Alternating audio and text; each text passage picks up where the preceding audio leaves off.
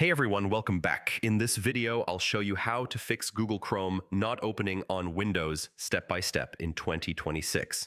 If Chrome won't launch when you click it, or it freezes immediately, it can be frustrating. Luckily, there are several methods to troubleshoot and get it working again. Let's start. First, make sure Chrome isn't already running in the background. Press Ctrl plus Shift plus Escape to open Task Manager. Look for any Chrome processes, select them, and click End Task. Sometimes Chrome won't open if previous processes are stuck.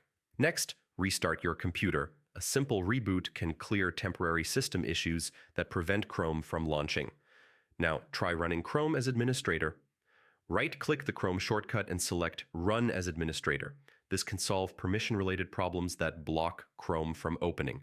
If Chrome still won't open, check your antivirus or firewall. Sometimes security software mistakenly blocks Chrome. Temporarily disable your antivirus or firewall and try launching Chrome again. If it works, add Chrome to your trusted applications list.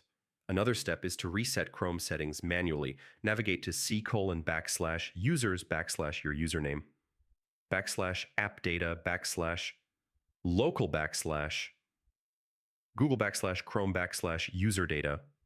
Rename the default folder to backup default. This will reset Chrome settings without deleting your bookmarks so it can start fresh. Next, update or reinstall Chrome.